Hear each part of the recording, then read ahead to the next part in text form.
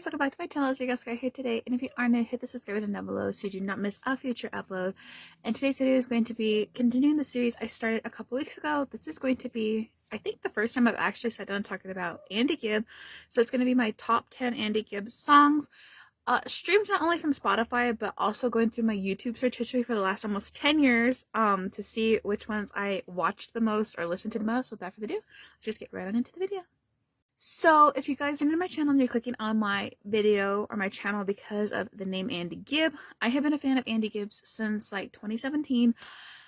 I discovered him around the time I got into ABBA, when I found out that ABBA, Andy and Olivia did a special together, and my sister was doing like edits for her fan page Instagram account back in the day, and our mom told her to use I Just Want to Be Everything for an edit that she was doing.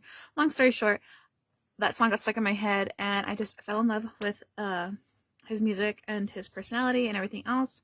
So number one on my list is Man on Fire. Now this is, I feel like, a hidden gem of his because it was a demo that he recorded in '87. Correct me if I'm wrong, GIBB fanatics out there. Around the time he was trying to get a contract overseas in England, and it was supposed to be, from what I heard, Man on Fire was going to be his new single come '88 when he was supposed to do his new album, The What Ifs. I love the lyrics. I definitely think if he had more time to polish it, it would have been like at least a top 10, top 20 hit on the adult contemporary charts, because it's such a romantic song. You can feel his passion to come back into music really in the performance. My second most streamed song is An Everlasting Love. I feel like this is because I think that was the one song that I felt like absolutely like enthralled with when I first started listening to him in 2017. So when I went through my YouTube and I went through my Spotify, this song popped up the most, second most. Man on Fire, there was no videos, so it was just like lyric videos that I found on YouTube, so that's why it's up at number one. But number two, Everlasting Love, it's just so sentimental, and I feel like there's like a hidden meaning behind it because, unfortunately, because he passed away so young at the age of 30, he became an everlasting love not only for his family and his daughter and all the people connected to him, but for his fan base too. Number three is Flowing Rivers. This song, I don't know what it is about this song. So he has his first debut album literally titled Flowing Rivers. This is the title track where it came from, the song, and it's because it's got more of a country vibe. I think that's why I like it so much, because I really think if Andy had had a chance to, even Morris, however you say his name, I always say Maurice. I know it's probably not the right way to say Mo's name, but those two I think would have done really good in the country charts, especially in the 80s. What Ifs. Number four, I Love Don't Throw It Away.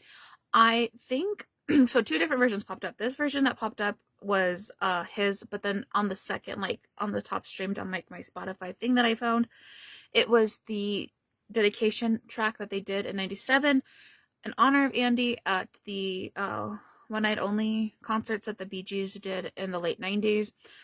I think the song, it's just, the losing you is real. I think that hits home for a lot of the people that love Andy's music. Doesn't matter if you were 15 back then or you're 15 now discovering his music, his story to success, fame, and his unfortunate demons, you really wish you could have saved him. Number five is Come Home for the Winter. A lot of y'all may be like, whoa, why is that so up there? So I consider this Andy Gibb's Christmas song on Spotify because he never properly recorded any Christmas music besides a couple of like live performances. I know he did one with Barry singing White Christmas in like 85, 86. I can't remember. Seen it on YouTube. And then I know he also performed it, I think, for some television special or something. I don't know if it was for like the presidency and something like 81, 82. But Come On for the Winter, literally, it's just like country, like Christmassy feel for me personally. I listen to the song all year round, but around like November, December, it like gets up to like almost like number one on my top tracks of the month. Number six is Dance to the Light of the Morning. I discovered this specific song, I think I want to say in May of 2018. So I was pretty fresh, like not knowing a lot of his like music catalog. And I decided to start there and to listen to each of the albums all the way through. And so just like the tracks that I found and I loved.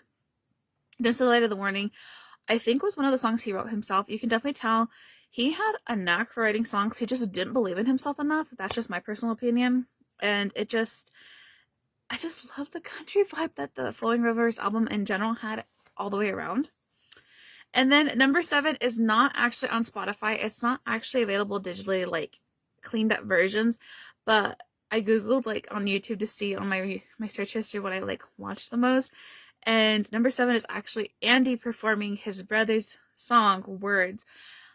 The GIBBs do it so beautifully. The Bee Gees do the song so beautifully. I love the original, like the 60s version, plus the live performance from I think 89 is one of my favorite vocal takes of it.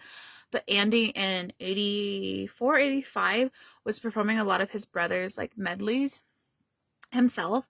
And when he does Words, I think he just was always looking for that kind of love. So you can tell the passion in his voice when he's performing the song. So that's why it's definitely one of my favorites. Number 8 is Wherever You Are. This is off of After Dark. I think I got into this song more recently.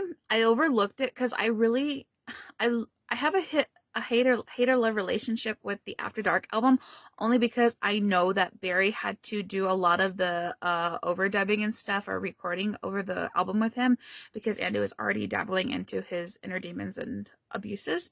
So a lot of the tracks I just didn't feel like had Andy's like passion put into him as much as his first 2 albums did, because he was just like so excited to get the fame and excited that there was people that wanted to hear his music.